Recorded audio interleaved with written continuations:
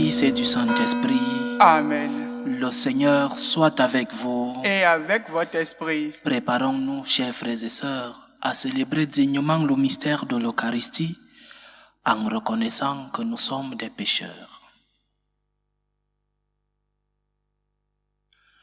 Prends pitié de nous, Seigneur. Nous avons péché contre toi. Montre-nous, Seigneur, ta miséricorde. Et donne-nous ton salut. Que Dieu Tout-Puissant nous fasse miséricorde, qu'il nous pardonne nos péchés et nous conduise à la vie éternelle. Amen. Seigneur, prends pitié. Seigneur, prends pitié. Ô Christ, prends pitié. Ô Christ, prends pitié. Seigneur, prends pitié. Seigneur, prends pitié. Prions le Seigneur. Dieu éternel et tout-puissant, fais-nous toujours vouloir ce que tu veux et servir ta gloire d'un cœur sans partage. Par Jésus-Christ, ton Fils, notre Seigneur, qui vit et règne avec toi dans l'unité du Saint-Esprit, Dieu, pour les siècles des siècles. Amen.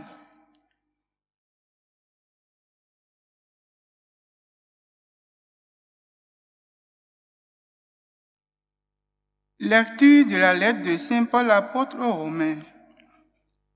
Frères, il ne faut pas que le péché règne dans votre corps mortel et vous fasse obéir à ses désirs.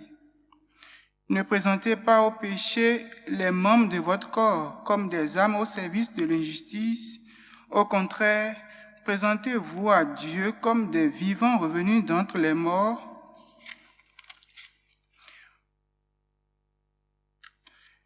Présentez à Dieu vos membres comme des armes au service de la justice, car le péché n'aura plus de pouvoir sur vous. En effet, vous n'êtes plus sujet de la loi, vous êtes sujet de la grâce de Dieu. Alors, puisque nous ne sommes pas soumis à la loi, mais à la grâce, allons-nous commettre le péché? Pas du tout. Ne le savez-vous pas? Celui à qui vous vous présentez comme esclave pour lui obéir, c'est de celui-là à qui vous obéissez que vous êtes esclave soit du péché qui mène à la mort, soit de l'obéissance à Dieu qui mène à la justice. Mais rendons grâce à Dieu, vous qui étiez esclaves du péché, vous avez maintenant obéi de tout votre cœur au modèle présenté par l'enseignement qui vous a été transmis. Libérés du péché, vous êtes devenus esclaves de la justice. Parole du Seigneur.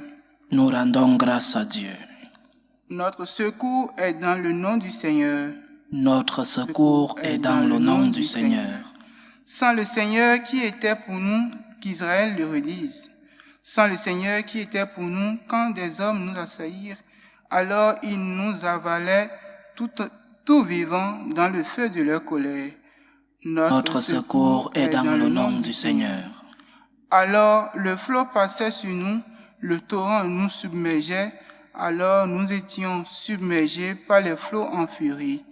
Béni soit le Seigneur qui n'a pas fait de nous la proie de leurs dents. Notre secours est dans le nom du Seigneur. Comme un oiseau, nous avons échappé au filet du chasseur, le filet s'est rompu, nous avons échappé. Notre secours est dans le nom du Seigneur qui a fait le ciel et la terre. Notre secours est dans le nom du Seigneur. Alléluia, alléluia, alléluia. Alléluia, alléluia, alléluia. Veillez, tenez-vous prêts, c'est à l'heure où vous n'y penserez pas que le Fils de l'homme viendra. Alléluia, alléluia, alléluia.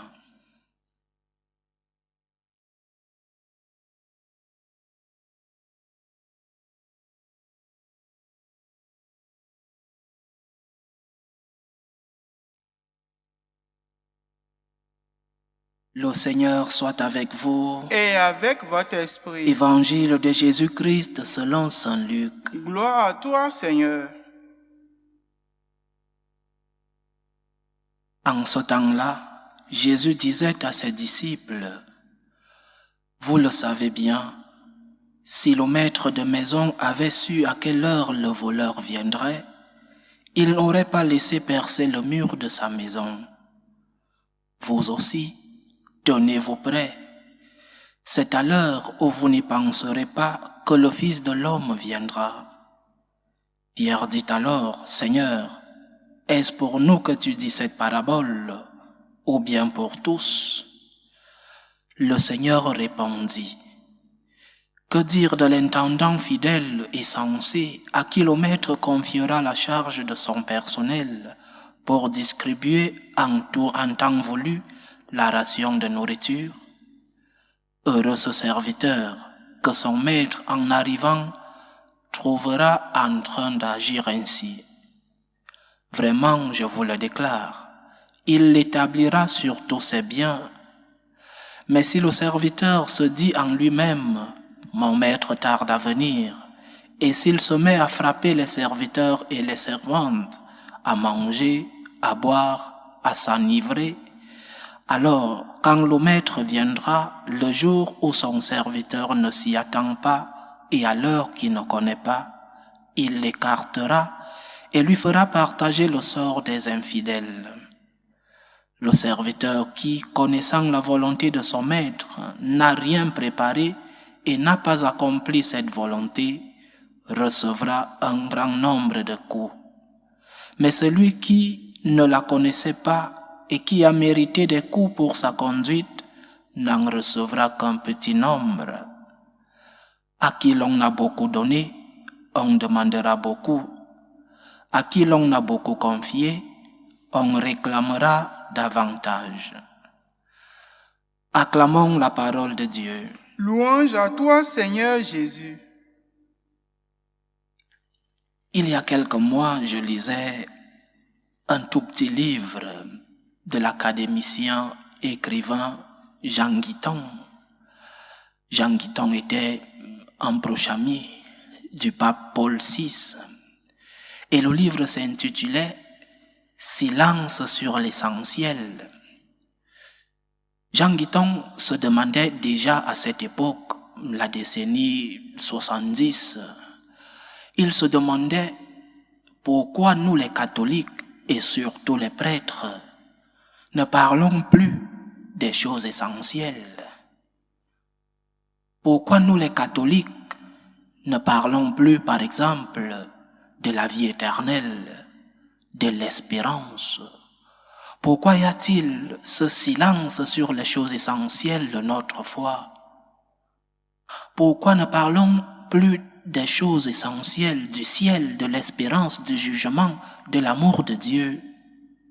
Pourquoi ce silence sur les piliers de notre foi, sur ces choses qui sont essentielles dans notre foi? Pourquoi ce silence, se demandait Jean Guiton. Peut-être il donnait d'autres réponses. Peut-être parce qu'en parlant de la mort et de la vie éternelle, les gens allaient s'effrayer et n'allaient plus venir à l'église. Peut-être aussi parce que nous ne voulons pas être politiquement incorrects. L'expression n'existait pas encore à son temps, mais c'est le contexte, parce que nous ne voulons pas parler de ce que le monde ne veut pas que nous parlions. Ou alors, et c'est là même la réponse de l'écrivain, ou alors nous avons perdu la foi. Pourquoi ne parlons-nous plus de ce qui est essentiel pour notre foi? Non seulement nous qui prêchons, mais aussi le peuple lui-même. Pourquoi le peuple ne parle plus de ce qui est bon, de ce qui est le centre même de notre foi? Mais demandons-nous qu'est-ce qui est essentiel dans notre foi? Qu'est-ce que nous devons mettre en premier comme pilier de notre foi? 3 choses. D'abord, l'existence de Dieu. C'est peut-être difficile de parler de l'existence de Dieu aujourd'hui et c'est peut-être honteux de prêcher sur l'existence de Dieu, parce que dans notre monde, il y a ceux qui ne croient pas en l'existence de Dieu. Et c'est honteux pour nous catholiques de parler de l'existence de Dieu. Dieu existe, c'est un des piliers de notre foi. Dieu existe, le premier, l'existence même de Dieu. Le deuxième, ce Dieu qui existe est un Dieu amour. Dieu est amour, Dieu t'aime. Malgré la non-compréhension des plans de Dieu dans ta vie, malgré que parfois tu ne ressens pas sa main dans ta vie, Dieu t'aime. Et le troisième pilier, il y a vie éternelle. Il y a vie éternelle. Notre présence dans ce monde n'est qu'un bref passage. Il y a une autre vie après celle-ci. Si nous ne vivons pas, comme saint Augustin disait, dans la cité de Dieu, si nous ne vivons pas avec les pieds ici, les yeux rivés vers le ciel, en qui croyons-nous? Dieu existe. Ce Dieu qui existe est amour. Et ce même Dieu t'a promis une place à côté de lui lorsque la fin de tes jours arrivera dans ce monde. Silence sur l'essentiel. Nous ne parlons plus de l'existence de Dieu. Nous ne parlons plus de l'amour de Dieu. Cet amour de Dieu que nous expérimentons chaque jour. Nous ne parlons plus de la vie éternelle. Nous ne parlons pas de la mort. Parce que la mort, il faut la couvrir. L'homme ne veut plus parler de la mort. Mais la vie n'a pas de sens si on ne parle pas de la mort. Si nous ne parlons pas de la mort, notre vie, quel sens a-t-elle? Et aujourd'hui, une fois de plus, le Seigneur nous invite à réfléchir sur le fait que la mort est certaine et incertaine à la fois. Si le maître de la maison avait su à quelle heure arriverait le voleur, il n'aurait pas laissé sa porte ouverte. La mort est certaine. Nous savons qu'elle va arriver. Nous savons que nous allons mourir. Elle est aussi incertaine parce que nous ne savons ni le jour ni l'heure. Donc, préparons-nous parce que nous savons qu'elle va arriver, mais nous ne savons pas le jour qu'elle arrivera. Cette certitude et incertitude de la mort devrait nous faire nous poser des questions sur notre vie sur la terre. À quoi sert-il à l'homme de perdre son âme en gagnant la terre? De quoi te sers-tu de perdre ta relation avec Dieu parce que tu veux gagner les biens de ce monde? Le plus important pour nous, c'est notre relation avec Dieu. C'est la communion que nous devons avoir avec Dieu. Parce que lorsque nous aurons perdu cette communion avec lui ici sur la terre, nous la perdons aussi pour cette vie qui va arriver après notre mort. Prépare-toi, cher frère, prépare-toi, chère sœur, il y a vie éternelle et le Seigneur te l'a promis. Le Seigneur t'a dit qu'il y a vie éternelle. Il te l'a démontré. La preuve de l'existence de la vie éternelle, c'est la mort et la résurrection de Jésus. Quelle autre preuve voulons-nous? Je me souviens d'une une image qui nous montre vraiment qu'il y a vie éternelle. 2 bébés, 2 jumeaux étaient dans le ventre de sa mère. Et pendant la discussion, quand l'heure de leur sortie de ce ventre s'approchait déjà, ils se demandaient l'un à l'autre, mais qu'est-ce qu'il y a là dehors? Tous ceux qui sont partis ne sont pas revenus. Peut-être que lorsque nous sortons là dehors, il n'y a plus rien, nous disparaissons, alors que nous sommes si bien ici, dans cette chaleur du ventre de notre mère. Alors, nous allons faire un contrat. Lorsque toi tu vas sortir, que le premier qui va sortir revienne dire à l'autre ce qu'il y a là-bas. Si l'autre ne revient, si celui qui sort le premier ne revient pas, cela veut dire qu'il n'existe rien là dehors. Et le jour de la naissance arriva, le premier sortit, entre les mains de sa mère, toute souriante malgré la douleur. Et l'autre attendit quelques secondes, quelques minutes. La tristesse l'envahit. Si mon frère n'est pas revenu, ça veut dire qu'il n'y a rien là dehors. Bientôt je vais mourir, quand je sortirai là, je vais disparaître. Et l'heure de sa sortie arriva. Lorsqu'il sortit, il trouva son frère entre les mains de sa mère, tout sourire. C'est cette image qui doit nous montrer que c'est pas parce que ceux qui sont partis ne sont pas venus nous dire ce qu'il y a là-haut que la vie éternelle n'existe pas, que la vie après la mort n'existe pas, non. Justement parce que le Seigneur, parce qu'il est Seigneur, parce qu'il est Dieu, il garde le mystère. Il y a vie éternelle. Prépare-toi pour cette vie éternelle. Reste en communion avec Dieu, reste en amitié avec Dieu. Ce que tu ne dois pas perdre sur cette terre, c'est la communion avec ton Dieu. La seule chose qui vaut vraiment la peine sur la terre, c'est d'être en amitié avec le Seigneur. A subitanea et improvisa morte, libera-nos Domine. D'une mort subite et imprévue, libère-nous Seigneur, disait-on. Jésus ne veut pas susciter la peur ou l'angoisse en nous.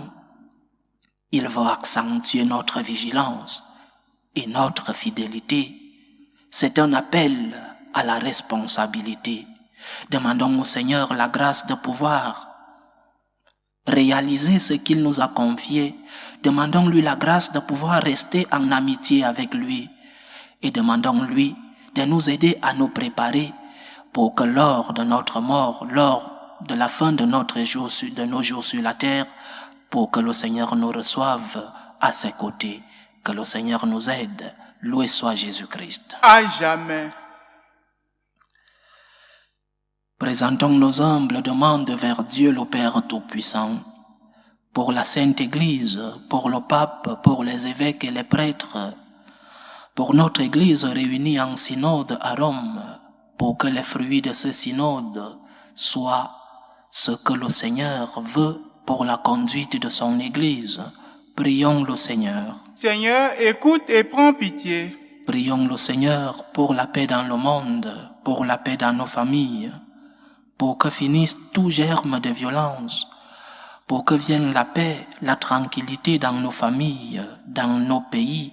Prions le Seigneur. Seigneur, écoute et prends pitié. Prions le Seigneur pour les vocations dans la vie consacrée et dans la vie sacerdotale, pour que lui qui est le maître de la moisson envoie des ouvriers dans sa vigne. Prions le Seigneur. Seigneur, écoute et prends pitié. Prions le Seigneur pour tous ceux qui vivent des moments de détresse, surtout pour les malades de nos familles. Prions pour toutes ces personnes qui vivent des maladies difficiles. Prions pour tous ces proches de ces malades qui, en prenant soin de ces malades, ont besoin de réconfort, pour que Dieu lui-même puisse les accompagner et les consoler. Prions le Seigneur. Seigneur, écoute et prends pitié. Que ta parole, Seigneur, transforme nos vies. Que ta main, Seigneur, nous accompagne dans notre quotidien. Que ton pouvoir, Seigneur, soit notre réconfort.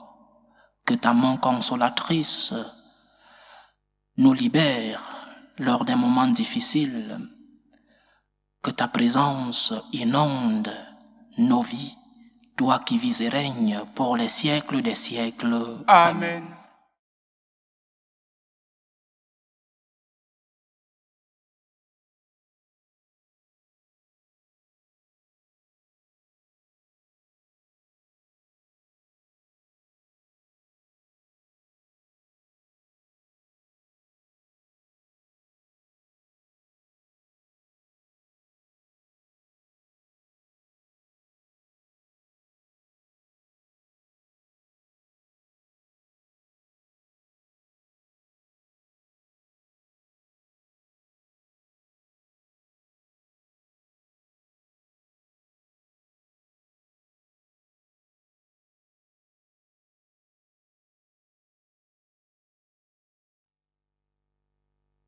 Tu es béni, Seigneur, Dieu de l'univers. Nous avons reçu de ta bonté le pain que nous te présentons, fruit de la terre et du travail des hommes. Il deviendra pour nous le pain de la vie. Béni soit Dieu maintenant et toujours. Tu es béni, Seigneur, Dieu de l'univers. Nous avons reçu de ta Tu es béni, Seigneur, Dieu de l'univers. Nous avons reçu de ta bonté le vin que nous te présentons, fruit de la vigne et du travail des hommes. Il deviendra pour nous le vin du royaume éternel. Béni soit Dieu maintenant et toujours.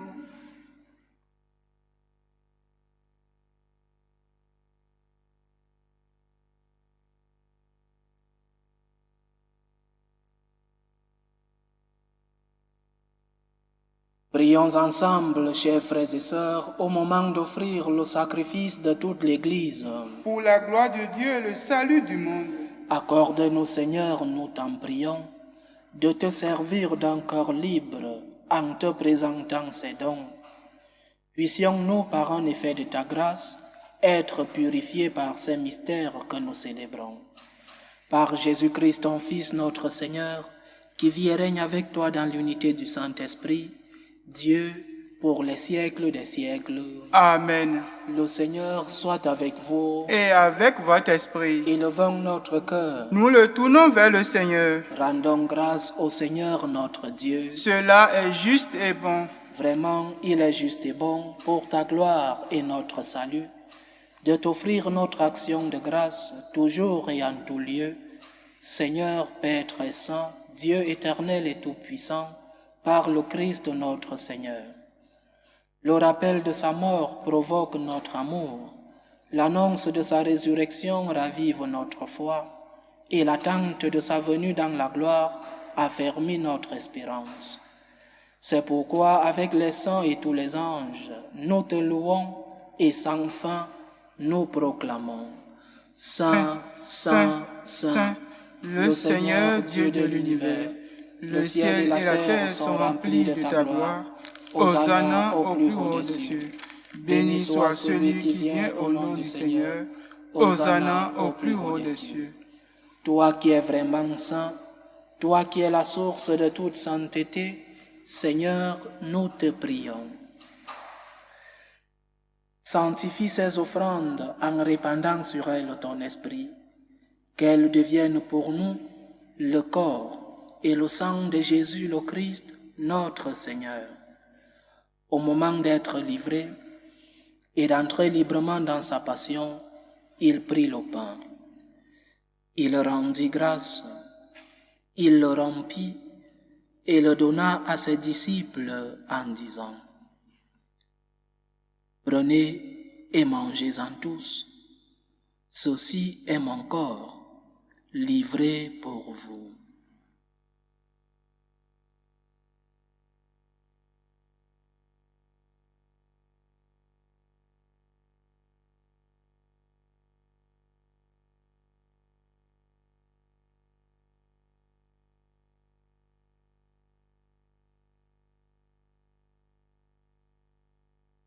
De même, après le repas, il prit la coupe. De nouveau, il rendit grâce et la donna à ses disciples en disant : « Prenez et buvez-en tous, car ceci est la coupe de mon sang, le sang de l'alliance nouvelle et éternelle, qui sera versé pour vous et pour la multitude en rémission des péchés. Vous ferez cela en mémoire de moi. »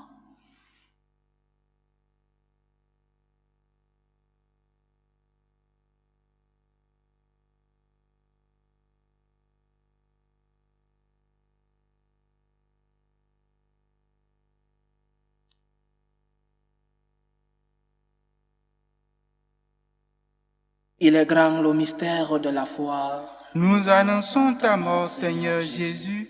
Nous proclamons ta résurrection. Nous attendons ta venue dans la gloire. En faisant ainsi mémoire de la mort et de la résurrection de ton Fils, nous t'offrons, Seigneur, le pain de la vie et la coupe du salut. Et nous te rendons grâce, car tu nous as estimés dignes de nous tenir devant toi pour te servir. Humblement nous te demandons qu'en ayant part au corps et au sang du Christ, nous soyons rassemblés par l'Esprit Saint en un seul corps. Souviens-toi, Seigneur, de ton Église répandue à travers le monde. Fais-la grandir dans ta charité, en union avec le pape François, notre évêque José et tous ceux qui ont la charge de ton peuple. Souviens-toi aussi de nos frères et sœurs qui se sont endormis dans l'espérance de la résurrection. Souviens-toi de Léon, de Sophie Béatrice et de Sifa. Et souviens-toi dans ta miséricorde de tous les défunts. Accueille-les dans la lumière de ton visage. Sur nous tous, enfin, nous implorons ta bonté. Permets qu'avec la Vierge Marie, la bienheureuse Mère de Dieu, avec Saint Joseph son époux, les apôtres et tous les saints qui ont fait ta joie au long des âges, nous ayons part à la vie éternelle et que nous chantions ta louange et ta gloire par ton Fils Jésus le Christ.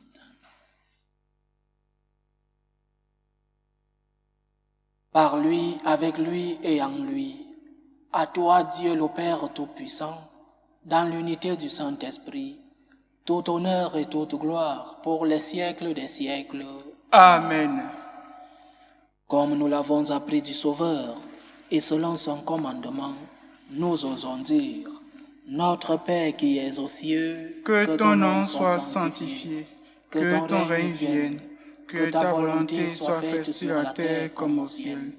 Donne-nous aujourd'hui notre pain de ce jour. Pardonne-nous nos offenses, comme nous pardonnons aussi à ceux qui nous ont offensés. Et ne nous laisse pas entrer en tentation, mais délivre-nous du mal.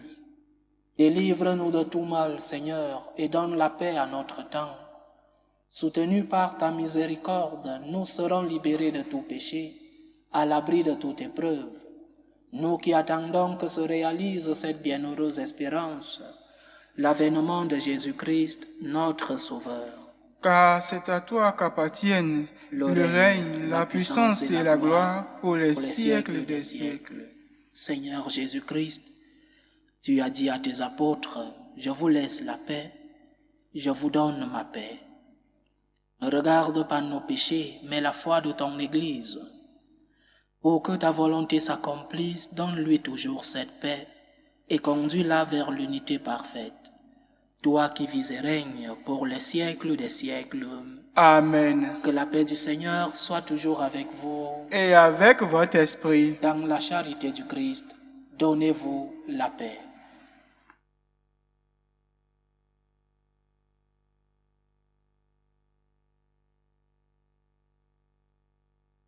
Agneau de Dieu, qui enlève les péchés du monde, prends pitié de nous. Agneau de Dieu, qui enlève les péchés du monde, prends pitié de nous. Agneau de Dieu, qui enlève les péchés du monde, donne-nous la paix.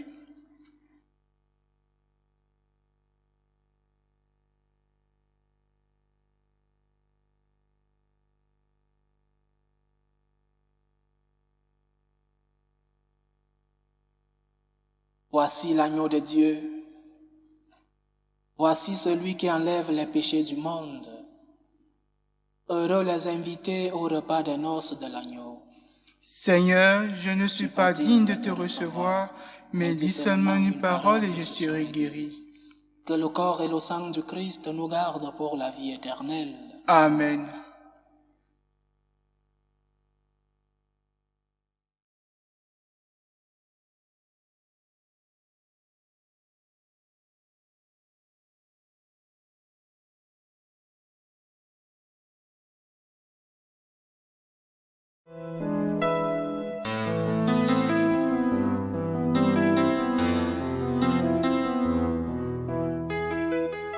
Communion spirituelle. Mon Jésus, je crois en votre présence dans le très saint sacrement. Je vous aime plus que toute chose et je désire que vous veniez dans mon âme. Je ne puis maintenant vous recevoir sacramentellement dans mon cœur. Venez-y au moins spirituellement.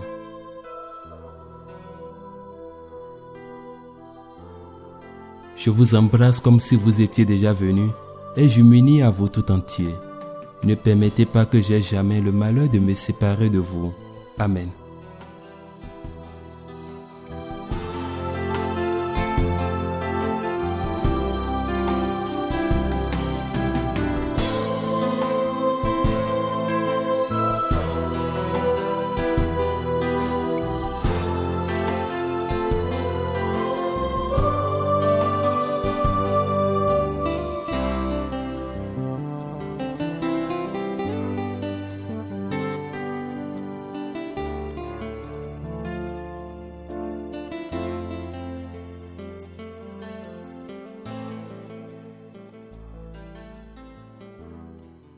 Achevons notre prière. Seigneur, fais-nous trouver des forces neuves dans cette communion aux réalités du ciel. Assure-nous tes bienfaits ici-bas et instruis-nous des richesses de ton royaume. Par Jésus-Christ, ton Fils, notre Seigneur, qui vit et règne avec toi dans l'unité du Saint-Esprit, Dieu, pour les siècles des siècles. Amen. Le Seigneur soit avec vous. Et avec votre esprit. Que Dieu Tout-Puissant vous bénisse, le Père, le Fils et le Saint-Esprit. Amen. Allez dans la paix du Christ. Nous rendons grâce à Dieu. Salut, ô Reine, Mère de miséricorde, notre vie, notre douceur, notre espérance au salut. Nous crions vers toi, enfant d'Ève exilés. Vers toi nous soupirons, gémissant et pleurant, dans cette vallée de larmes. Ô toi notre avocate, tourne vers nous ton regard miséricordieux, et après cet exil, montre-nous Jésus, le fruit béni de tes entrailles. Ô clémente, ô miséricordieuse, ô douce Vierge Marie. Amen. Priez pour nous, Sainte Mère de Dieu, afin que nous soyons rendus dignes des promesses de Jésus-Christ.